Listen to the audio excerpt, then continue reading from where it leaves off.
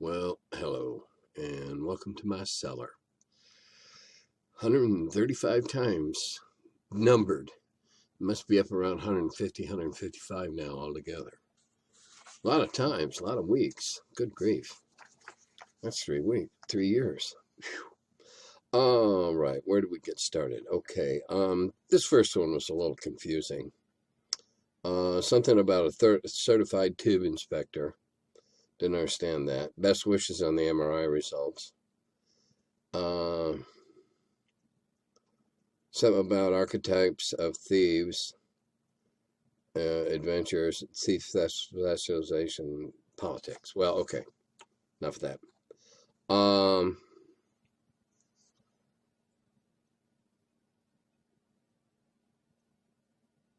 I don't know if I get this exactly. But I will say on the results of the MRI, they were a mixed bag at best. I have a torn meniscus. I have spurs in my rotator cuff. I have to have arthroscopic surgery sometime in September, which means I probably won't be typing for a good 5 or 6 weeks afterwards, because I'll be doing therapy on my shoulder and stuff. So I don't know what's going on. I'm not going to do it until after I get back from vacation. As I may have mentioned before, next week I will be on vacation. I won't be doing another one of these for 2 weeks. I'll do another one. I'm going to be in Gulf Shores, Alabama. My entire family, my son, his wife, his 2 kids, my daughter, her 2 kids, their 2 significant others, and their 5 great-grands are all going to meet up in Gulf Shores, Alabama. We've rented this enormous house. It sleeps 18 people. And we're going to spend a week on the beach together. And if that's what we have to do in quarantine, okay, we're with our family, we're with ourselves, and we're being safe and careful about it. And we're looking forward to having a good time. And then when I get back, we'll do this stuff again. Tomorrow, Saturday the 1st, at 4 o'clock Eastern Daylight Time, there's an adventure starting. It's part of the Gen Con online thing. You'll have to go look for it or look on my thread on Facebook. Anyway, 4 of us are playing princesses in a game centered around little girls being princesses and doing awesome things in an awesome world.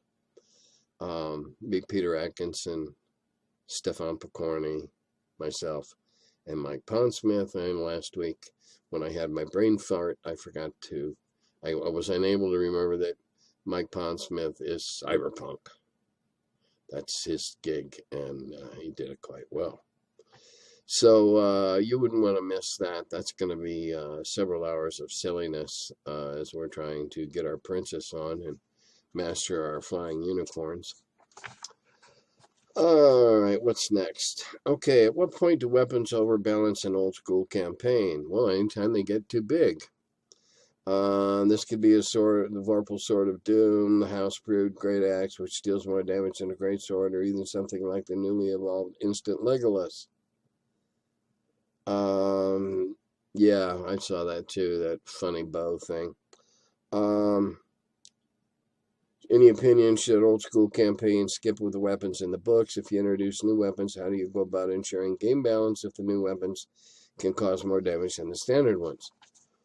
Well, I guess it depends on the ground zero you start in. In my campaign, magic weapons are very rare. Very rare. Not plus weapons.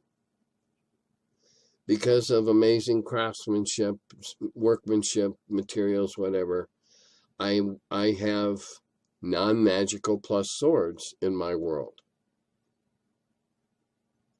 and it just makes you a little better fighter, a little more likely to hit or do a little more damage if you do. It's all within the relatively abstract concept of fighting in D&D and old school, particularly in hit points and whatever.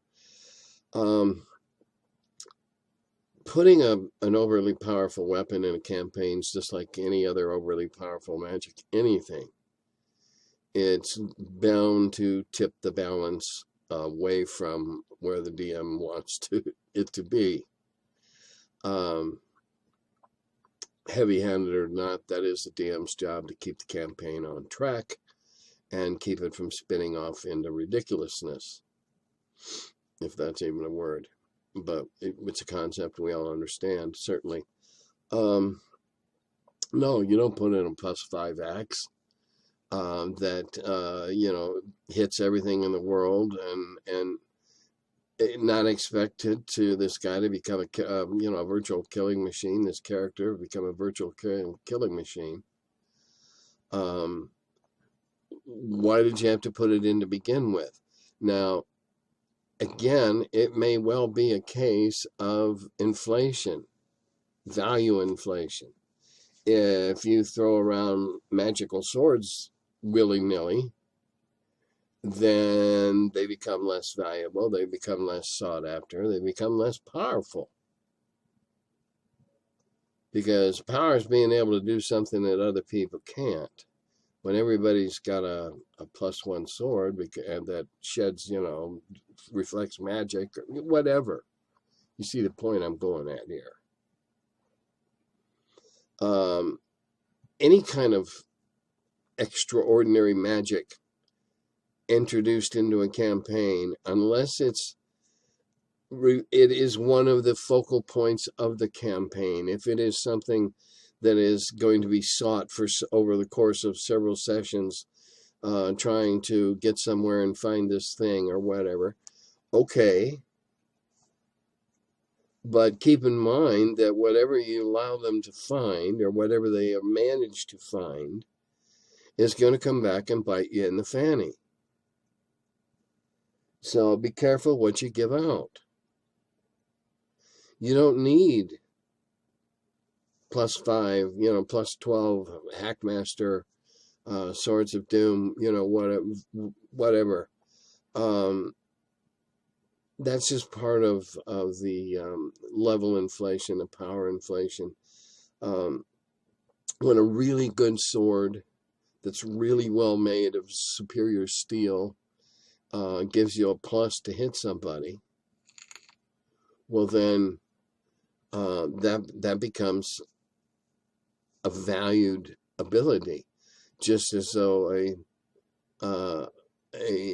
wonderful set of chainmail was found as a result of a victory or whatever, and that wonderful set of chainmail makes you one harder to hit. It's a sense of a question of inflation. You give everybody +1 armor. Wow, big deal. It's all a starting point. Your to-hit number is a starting point. You want to make it harder to hit you. Understood. But that should be something very rare and unusual. Ensorcelled gems should be exceedingly rare, and their powers should be unknown, ideally. My opinion, that's the way it runs in my world. Magic items, fine. They can be you can set up Woolworths and sell them. Weapons, that's a different story. And if you do set up a Woolworths and sell magic items, you're going to ruin your campaign and you're wasting your time. If you give magic away, what's there to go look for? What's there to find? Serendipitously find something. Wow! A +1 dagger ought to be something special, not cheap. And if it's a magic dagger as opposed to just a really well-made dagger, okay. A magic dagger can be crappy made. Doesn't matter. It's the magic that becomes the focus here, not the weapon, not the steel, not the edge. It's the magic. And you shouldn't put any more magic weapons in than you would put in magic items. Or if you put in a lot of items, fewer. You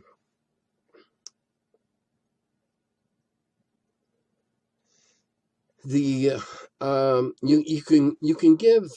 There's one thing you can do.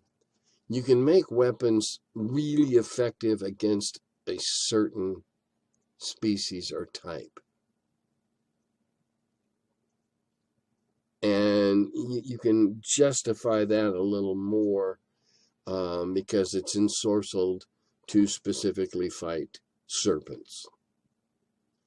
And so it has pluses to damage and pluses to hits, to hit.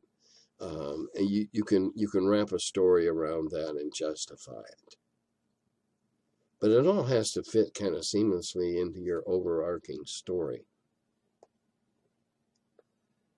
Magic users use swords made of their own magic creation, magic energy, not iron. All other swords are beneath them. Well, I don't like that idea worth a lick. Merlin the wizard never used Excalibur. No, he kept it safe. Magic users can still carry and save them from fighters. Well, magic users can carry whatever you can talk them into carrying. Here, carry this sack of rabbit turds. I want to take it home for fertilizer. And if the magic user says, yes, you're golden. Of course, in that case, magic user is probably going to tell you exactly how to prepare those and smoke them in a way you never knew you could smoke. Anyway,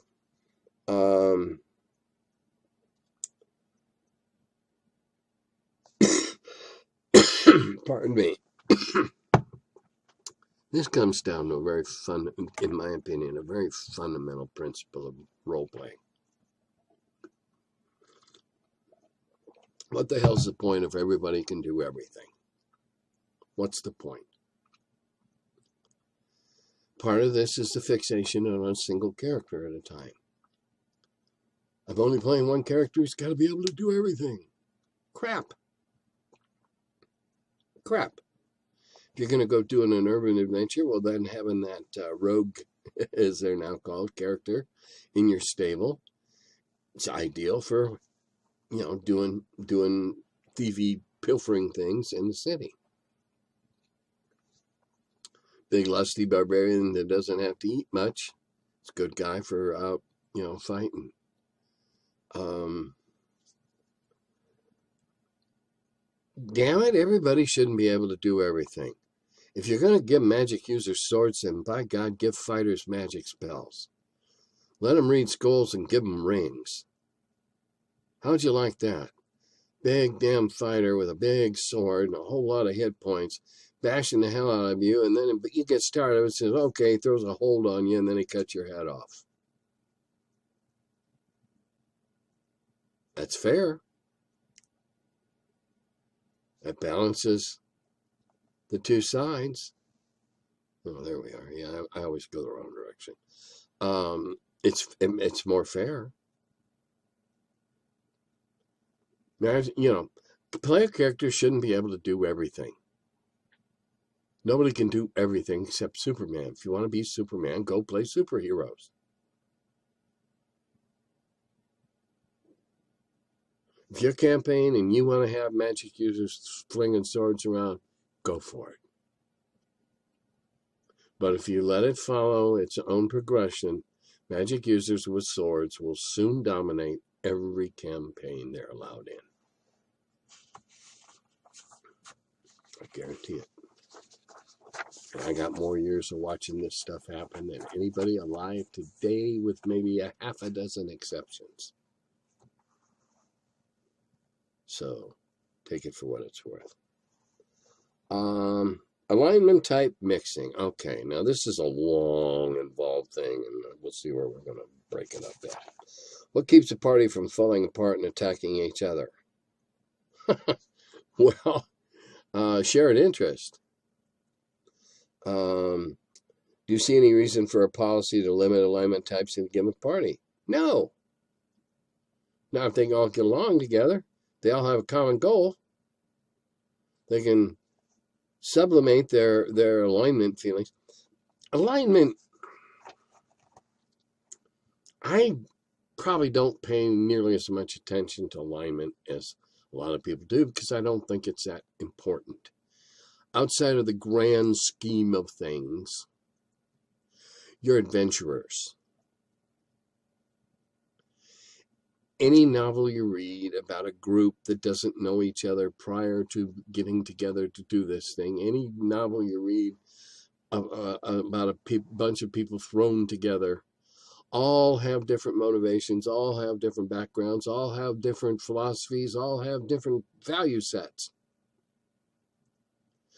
But the overarching common goal should be enough to subsume all those into your character until it's over. Get along for the sake of getting along. Get along for expediency. There's nothing wrong with that. Let's see. So would I align them? Well, no, not unless you're one of those sticklers that plays that alignments. You gotta act a certain way all the time, like a bunch of brainwashed twerps. I mean, even a paladin,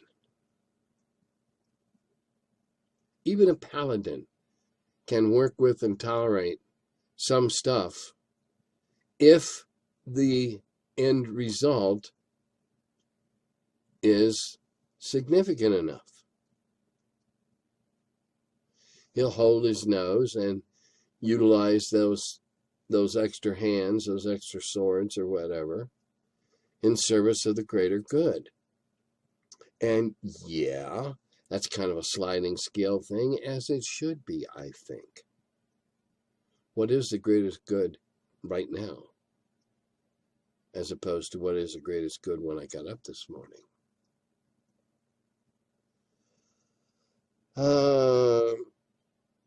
You might use the trope of baddies and goodies forced together by fate, for example. Okay. And then the next one is what's my philosophy for having alignments successfully mixed? Well, for one thing, I don't know about you, but at my greatest, I never had more than about 12 or 14 players that considered themselves part of a campaign. Now, granted, 12 or 14 players is a lot to handle if they're all there at once. I learned to do it out of necessity. When you're the only DM and 12 big guys are standing around going, we want to play, you figure out a way to do it.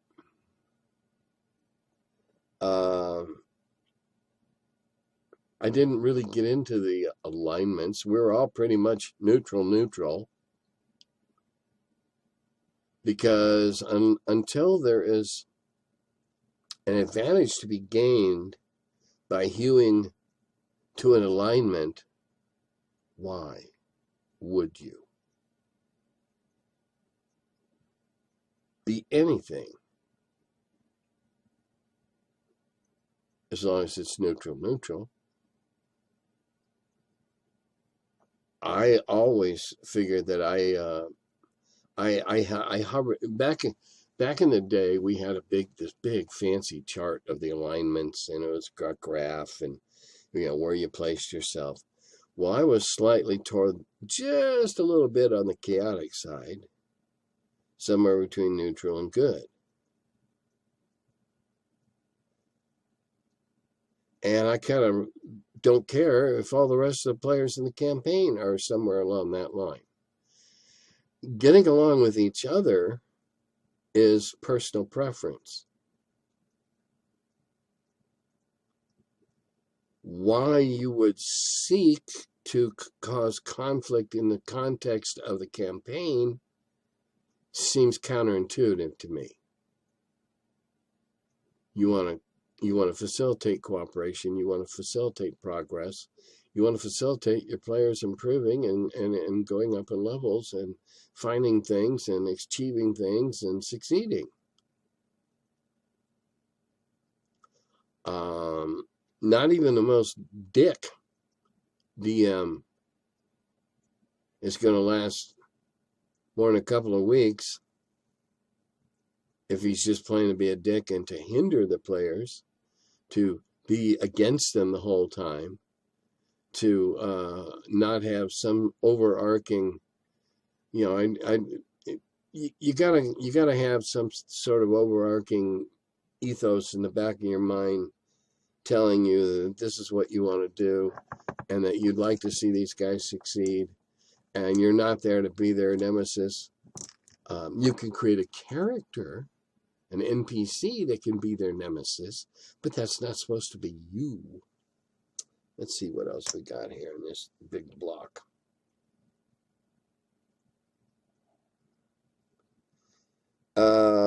Is it a bit like having a dynamic skill kit across the group, as in having a fighter, a healer, a magic user, that sort of thing? Well, I've always found that balanced parties succeed the most. They suffer the fewest losses. That may be the fact that there's a lot of leavening of brains and smarts and intelligence over the group, whereas suppose you get a bunch of fighters and they all get pumped up on adrenaline and they go and they all die. Whereas the magic user and the cleric are going, wait a minute. Think about this. That's a stereotype, but it's one of those ones in D&D particularly that it seems to have a basis in fact.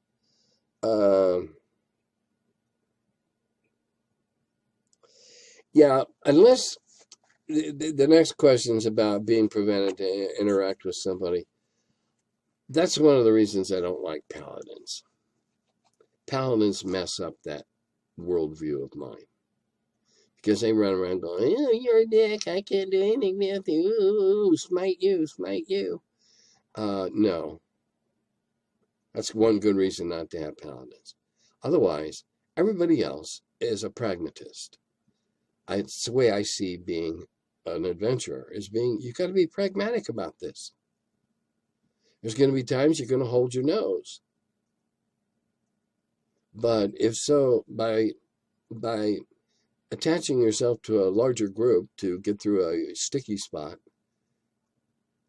is the worst that happens. Okay, hold your nose and attach yourself and get through the sticky spot and then say goodbye on the other edge of the desert. Whatever. Let's see what else we got here. What is my system behind alignments? Are they enforced by gods or karmic destiny, or in other words, the carrot or the stick? Never have gotten into this is my God and this is the powers he gives me. Never have. Never got into this is my patron, these are the magic powers they gave me. Never got into that. I play Avancian magic. You learn it by finding it in scrolls and studying it and learn how to reproduce it so that you can get it again after you've gone and released those syllables out of your brain.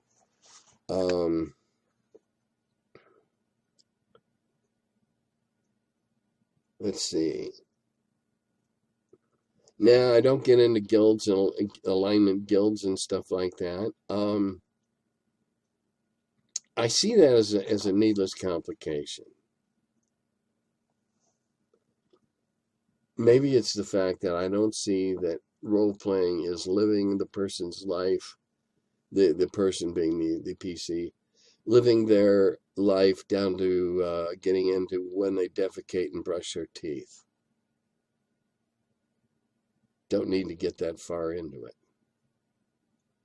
Don't get anywhere near that far into it.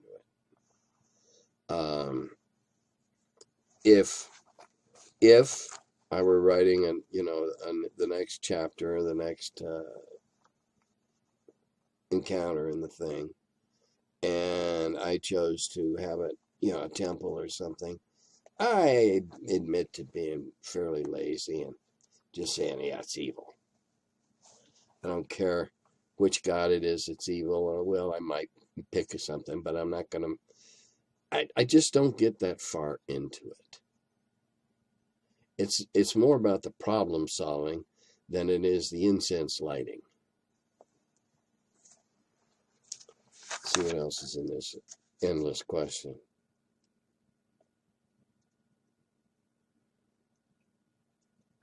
Oh, well, okay, person that wrote this is, of course, I did not read it in its entirety verbatim. And if you're serious about hiring me as an editor, there's a whole lot of much better writing that could have been done on those questions. But I'm not going to sit and spend the time doing it for free. Okay. Although dungeon, this goes on and on and on. Although dungeon crawls are intentionally limited in terms of wider social concerns, what value do you see in a scenario that challenges the typical murder hobo attitudes, let's say by encountering a moral conundrum? Well, that's an interesting question. That's up to you, the DM, on whether or not you want to go that direction. I will say that I frequently will put people on the spot. Ooh, you sure you want to do that? I don't know, but I don't go, ooh, you sure you don't want to do that? Cthulhu, the lesser might not. I don't get into naming the gods and that. I just don't go there. I don't feel I need that. It's about solving problems. It's about going places, doing things. Not always about killing stuff. If you can get it, if you don't have to kill it, why bother? Because I'll give my players the same amount of experience for having successfully solved the problem that was being guarded by the troll and didn't kill the troll, but solved the problem, and I'll give them probably the same experience. I'm not so sanguine that I think you've got to kill everything to get points for it. Solve the puzzle. If there's a puzzle that involves an ogre, and the ogre is worth 10,000 experience points, I'm just pulling numbers out of the air here or somewhere, and you figure out a way to successfully circumvent the ogre, solve the problem, rescue the princess, get the artifact, whatever, hey, experience points awarded. At least that's the way it works in my world. Let's see. This is a long one. Moral conundrums. Well, I like to give them physical conundrums. Like, hi, you just found you found a vat, a 600-gallon vat of extremely fine brandy worth a lot of money, and you don't have anything to carry it in. That's the kind of conundrums I like them to give. Problem solving of the physical type, not the metaphysical type. I just don't get into the metaphysical aspects of it. If I do, it's at the next level, not the first level, but the next level, demons and what have you. Demons and devils. I'll get into that. But I don't get into Crom and Cuthbert and various other. If you do, fine. I'm not knocking it. It's just something I don't do.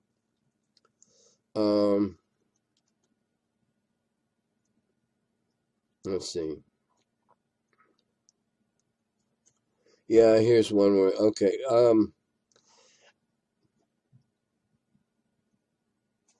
Yeah, I have done thorn in the lion's paws type things. Find out that there's a way. Again, it's a way around something without having to kill it. Maybe the motivation for this monster being pissed off is it's got a rotten infected tooth and it can't eat, and it's getting madder and madder, and it's going out of its mind. And hey, if the cleric in the group says, I think this got a rotten tooth, and all we got to do is put it to sleep and take it out, and it'll be all fine. I like creative problem solving attempts. I love it. The farther outside the box, the more I like it.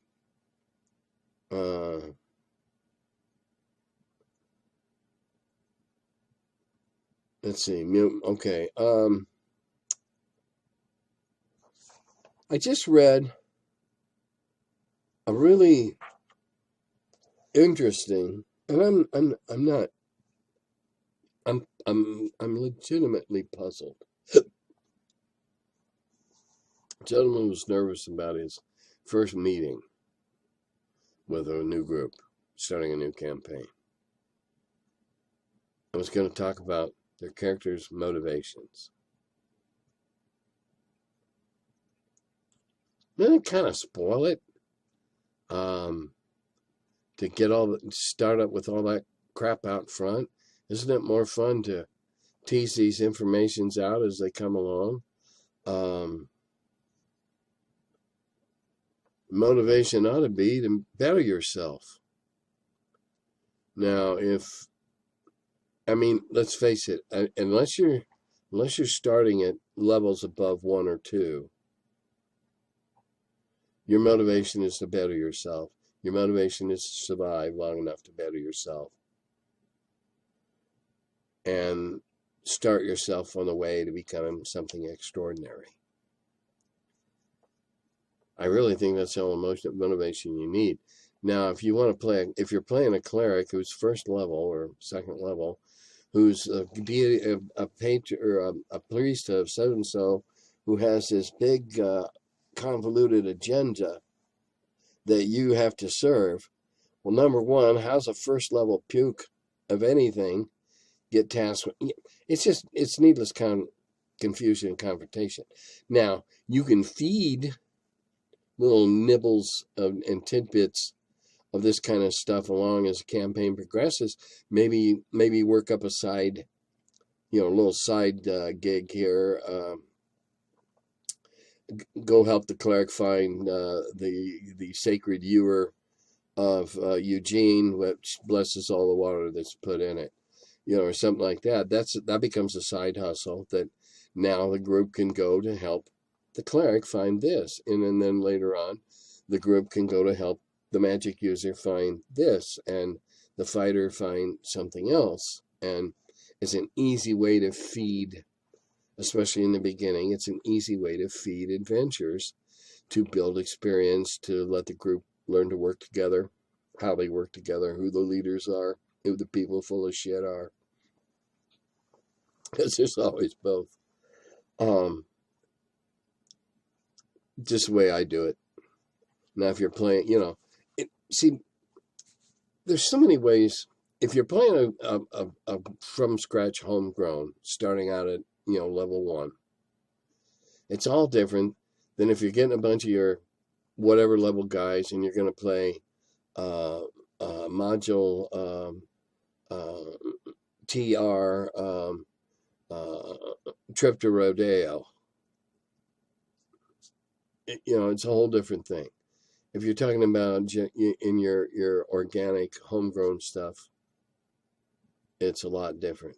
If you're going to go out and buy one of my adventures, don't play it as a first level, because you'll be hurting for it a long time afterwards, or at least until that character dies, and then you can start a new one and hurt with somebody else.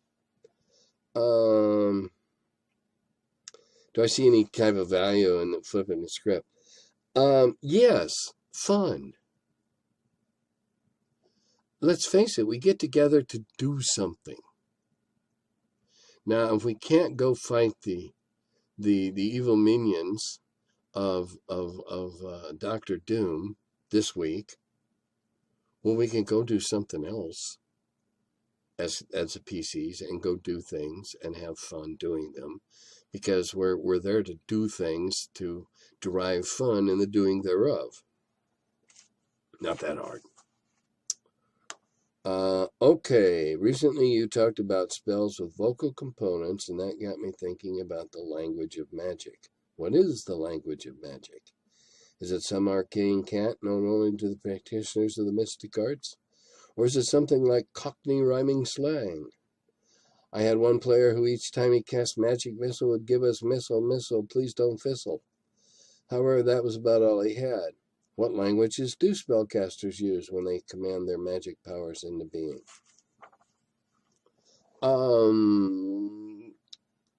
The basic on this one is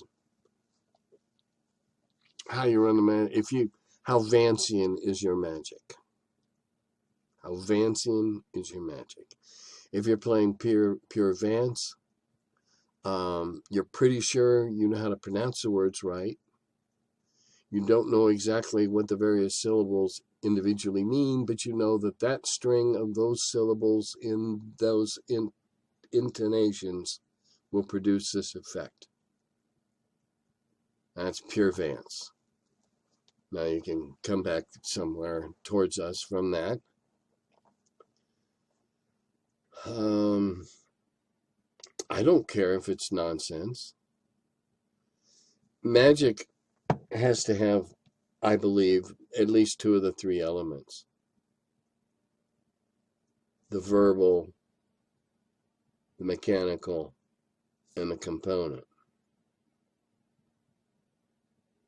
Has to, on anything that's complex.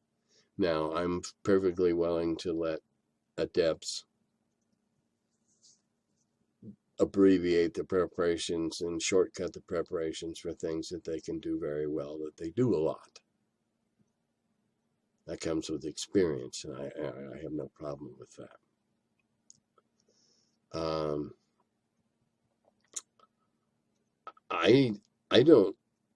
I don't care what. I mean, this is something you should choose. Maybe in your world, all magic sounds like birds singing. It's okay. That'd be kind of cool. Whistling at each other, trying to call up spells. Or it could be complete nonsense, but nonsense that you have to know the right order, the right intonation, etc. There can be some low, mild stuff that's two of the three. After all, that's one of the great things about a wand. A wand does a thing by simply waving it, pointing it, and or uttering a command word, as opposed to speaking the incantation, performing the hocus pocus, and crumbling the leaves and eating them, whatever the physical component is. Certainly worth looking into. Probably have a lot of fun. The language of magic. Well, if you want to take that to a logical progression and a logical end, then evil, pure, unadulterated, evil, malevolent, malignant magic would be harsh and guttural and hard to master because our vocal cords don't want to bend like that. And therefore harder to learn, and further proof of dedication to evil if you have mastered evil spells that have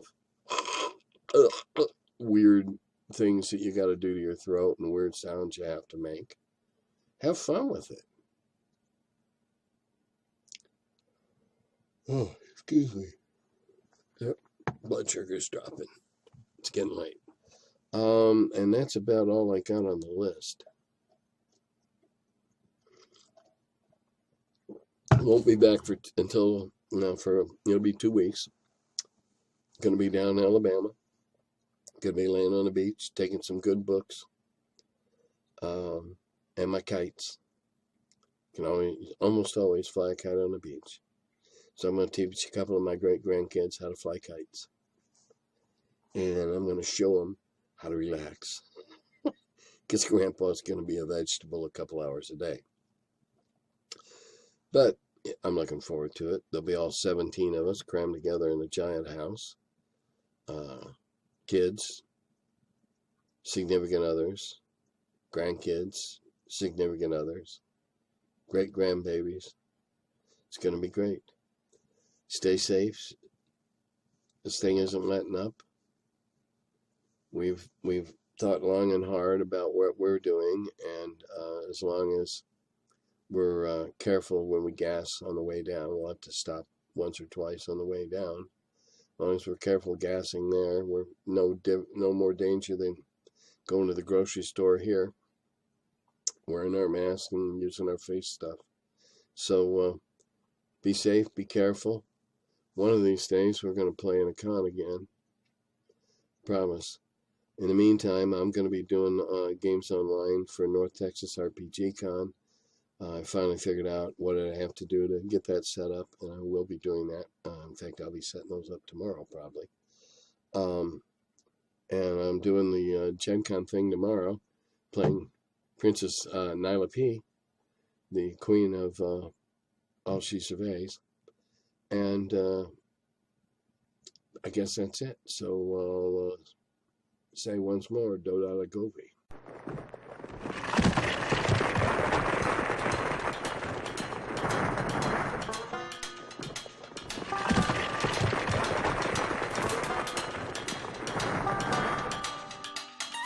Oh, hello. I'm still figuring out when this thing starts. Welcome to my cellar. He's the curmudgeon who wrote about the dungeons. Now he's the feller, live from the cellar.